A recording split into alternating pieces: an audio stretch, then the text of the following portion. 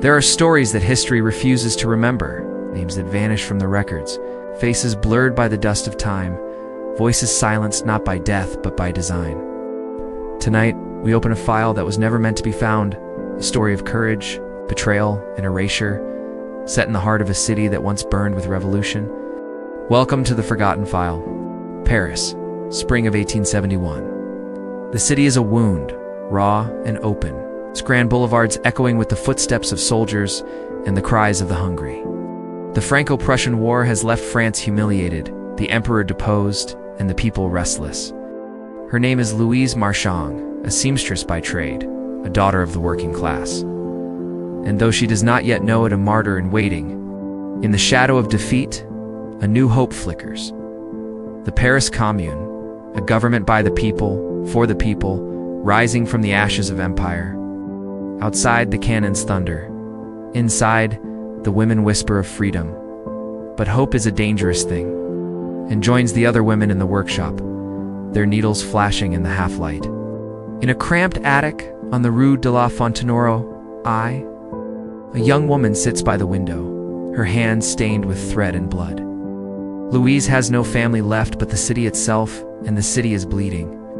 In the Anne salons, the old order plots its return.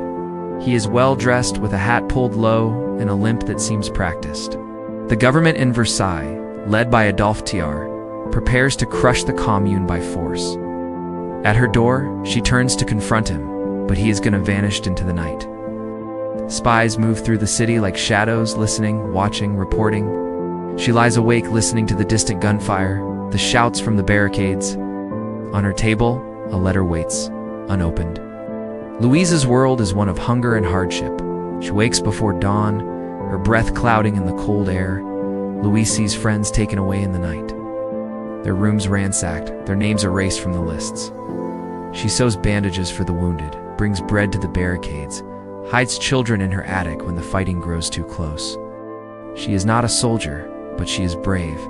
She is not a leader, but others look to her for hope. But Louise feels only fear. She knows now that the danger is real, that the line between life and death is thin as a thread. Trust no one, Marguerite warns. They are watching us all. He thanks her for saving the children, offers her a cup of weak coffee. They talk quietly, sharing stories of loss and hope, of dreams deferred.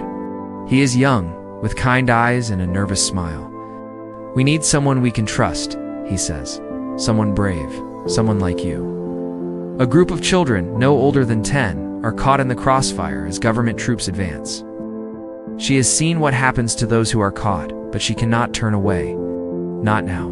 Asterisk, they know everything. Her father was a Mason, killed in the barricades of 1848.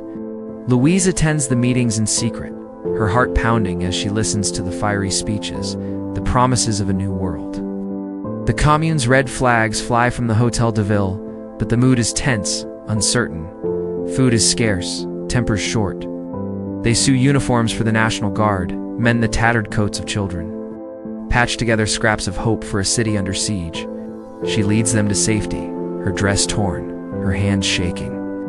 Louise is 23, with dark hair always pulled back, eyes that have seen too much, and a voice that carries when she dares to use it.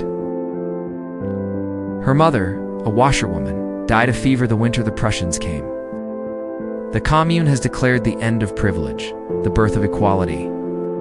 For the first time, women like Louise are organizing, speaking, fighting, and in the midst of suffering, something extraordinary is happening. The Union des Femmes, led by the indomitable Elizabeth Dimitrov, calls for equal pay, education, and the right to bear arms. But not everyone welcomes the change. One evening, as Louise walks home through the narrow streets of Belleville, she notices a man following her. She quickens her pace, ducking into an alley, but he is always just behind her, silent as a ghost. That night, Louise cannot sleep. It is from her friend Marguerite, a teacher at the local school who writes of rumors, arrests, disappearances, names whispered in the dark. The next morning, Louise finds a scrap of paper slipped under her door. It is unsigned, the handwriting unfamiliar. 3 words, asterisk, Isla Savant, tout. The city is changing. The National Guard patrols the streets, but their loyalty is fragile. Still she works. One afternoon, as she delivers food to a barricade on the Rue de la Villette, she witnesses a scene that will haunt her forever. Without thinking, Louise runs into the street, her arms outstretched, gathering the children to her, shielding them with her body as bullets fly. The men at the barricade cheer her, call her a hero. That night, as she tends to the wounded in a makeshift hospital, a stranger approaches her. He introduces himself as Henry, a medic with the National Guard. Henry tells her of a plan, a secret network smuggling children and wounded Communards out of the city, past the government lines. Louise hesitates. As the city braces for the final assault, Louise makes her choice. She will help. She will risk everything. But in the shadows, someone is watching. Someone who knows her name, her face, her every move. The file on Louise Marchand is growing, but soon it will be erased. If you're ready to uncover the secret that cost Louise everything, stay with us for the next part of this forgotten file. The days grow shorter, the nights colder. Paris is a city under siege, not just from the cannons of Versailles, but from suspicion and betrayal within its own walls. The Commune's dream flickers, battered by hunger, by fear, by the knowledge that the world is watching and waiting for it to fail. Louise Marchand moves through the city like a shadow, her eyes always searching, her heart always pounding. She is no longer just a seamstress. She's a courier, a smuggler, a protector, and guides the wounded through hidden passages beneath the city's ancient streets.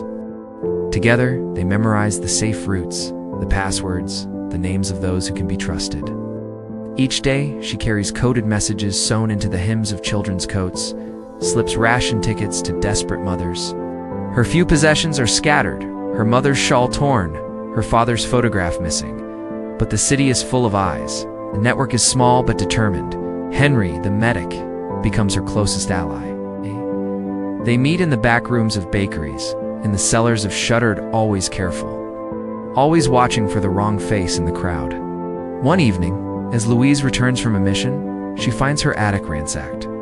The next night, she and Henry lead a group of children orphans, their parents lost to the fighting through the labyrinth of the Paris sewers. On the table, a single red carnation, a warning, the mark of the government's secret police. On the blackboard, a message written in chalk, "Ne les oubliez pas," do not forget them. Her hands tremble as she gathers what little she has left. She knows what this means. She has been marked. The Commune's leaders argue, their unity crumbling. Some call for negotiation, others for total war. She dreams of her mother's voice, of her father's laughter, of a Paris that no longer exists. She clings to Henry, their moments together brief and precious. The government troops draw closer, their cannons pounding the city day and night. Still, she does not stop. Louise holds the smallest child close, whispering stories of sunlight and freedom as they wade through the black water. Louise watches as the cart disappears into the night, her heart aching with relief and fear. Above them, the city groans with the sound of artillery. The darkness is suffocating, the air thick with the stench of decay. "Why are you telling me this?" she whispers. He smiles, but there is no warmth in his eyes. "Because I remember you. Because I owe your father my life, but I cannot protect you, not anymore." It is a list of names, hers, Henry's, Marguerite's, and others she recognizes from the Union Day Femmes. Some refuse to leave, determined to fight to the end. Others disappear into the darkness, their fates unknown. At the bottom, a single word: traitors. The government troops are advancing, their bayonets gleaming in the morning light. At the far end of the tunnel, a door opens. A woman in a tattered dress beckons them forward. Quickly, she urges names. "I will remember, and I will tell your story." Without hesitation, she runs through the gunfire, her body moving on instinct. Yours is near the top. Louise moves among the wounded, her hands steady, her voice calm. She feels the weight of history pressing down on her, the knowledge that this moment will decide everything. She shows him the list, her hands shaking. Henry's face is pale, his eyes haunted. "We have to warn them," he says. "We have to get them out."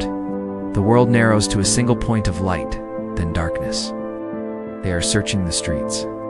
She carries the smallest child in her arms, her blood staining his shirt.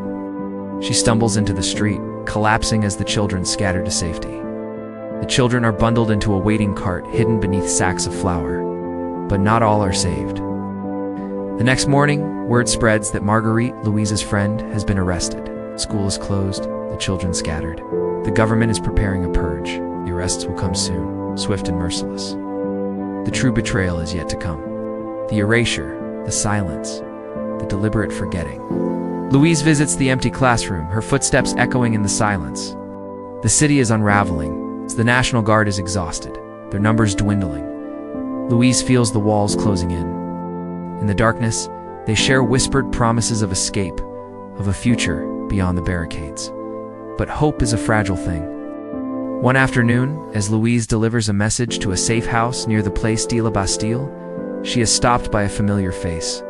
It is Pierre, a neighbor from her childhood, now wearing the uniform of the government troops. "Louise," he says softly, "you should not be here." She tries to pass, but he blocks her way. "They are watching you," he warns. "There are lists." Louise's blood runs cold. Pierre looks away. He presses a folded note into her hand and disappears into the crowd. Louise hurries to a quiet corner and opens the note. She knows what this means. That night, Louise meets Henry in the cellar of the bakery. They work through the night, sending word to those they can reach, arranging safe passage for as many as possible. As dawn breaks, Louise and Henry stand at the barricade on the Rue de la Fontenoro, the same street where her father died. The air is thick with smoke, the ground littered with broken glass and spent cartridges. Louise looks at Henry, her heart heavy. "If we do not return," she says, "promise me you will remember." Henry takes her hand, his grip strong. The fighting is brutal. Barricade holds for hours, but the government troops are relentless. She sees friends fall, hears the cries of the dying. As the barricade begins to crumble, Louise sees a group of children trapped in a nearby building, the flames creeping closer. She gathers the children, leading them through a side door, shielding them from the bullets with her own body. She is hit once, then twice, but she does not stop. Henry finds her moments later, his hands covered in blood as he tries to stop the bleeding. Louise looks up at him, her eyes clear. "Do not let them forget us," she whispers. But the story does not end here. If you are ready to see how history buried Louise's sacrifice and why her name vanished from the records, stay with us for the final part of this forgotten file. Paris is no longer a city of hope. The Commune is fallen. The government troops, the infamous Versailles, sweep through the streets with rifles and torches, hunting down the last offenders. The red flags are torn down, the barricades smashed, the dreams of a people's government drowned in blood and fire. The days that follow, the city becomes a graveyard. The air is thick with the stench of gunpowder and grief. The week is known as La Semaine Sanglante, the Bloody Week. Thousands are executed without trial. Men, women, and even children are lined up against walls and shot. The Seine runs red. Her room is empty, her few belongings confiscated, her letters burned. Some say she died at the barricade, others whisper she was taken away in the night, her fate sealed in a prison cell or a mass grave. Louise Marchand's body is never found. Henry searches for her among the wounded, the dead, the missing. He finds only silence. Her name is not on any list. The official records are scrubbed clean. In a hidden drawer in the back room of the bakery, Henry finds a bundle of letters Louise's handwriting, hurried and passionate, recounting the final days of the Commune. The survivors are rounded up, herded into makeshift prisons, churches, stables, even the great halls of the Louvre. In her words, he hears her voice, her courage, her hope. The government is determined to erase every trace of the Commune, to make sure no one remembers the women who fought, the children who suffered, the ordinary people who dared to dream. But the story spreads, whispered from mouth to mouth, carried by those who refuse to forget. The Union des Femmes is dissolved, its leaders exiled or executed. The children Louise saved are scattered, their memories fading with each passing year. The world is eager to forget. Henry will nod and hand her a copy of Louise's letter. The official files are missing, the names of women like Louise absent from every list. "Remember her," he says. "Tell others, and not let them erase her." Henry is arrested, accused of aiding the rebels. He is beaten, interrogated, threatened with execution. The true story, the story of Louise and the others who sacrificed everything, is buried beneath layers of shame and fear. The truth lingers, waiting to be found, waiting for someone to open the forgotten file. Was it because Louise was a woman?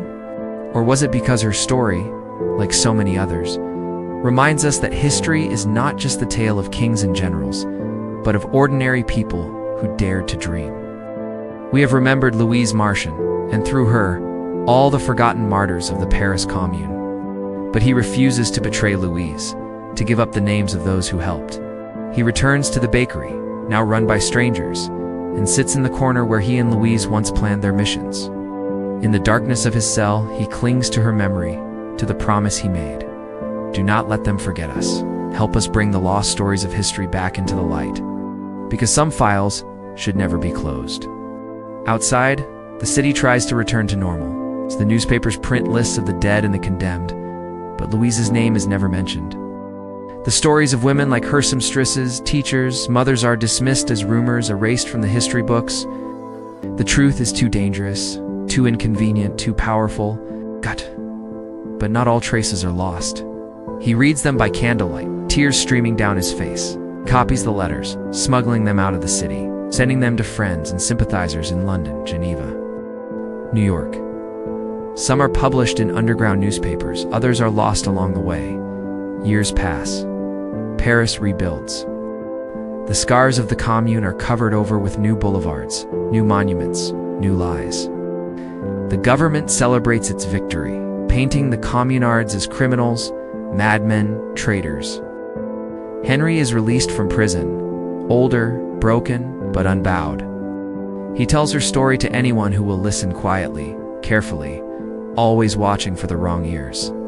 Some believe him, most do not. But sometimes, late at night, a young woman will come to the bakery asking about the seamstress who saved the children. Decades later, historians searching the archives for records of the Commune find only silence. The few surviving letters are dismissed as fiction, the work of agitators and dreamers. And so, Louise Marchand becomes a ghost, a name, whispered in the shadows, a face glimpsed in the smoke of memory.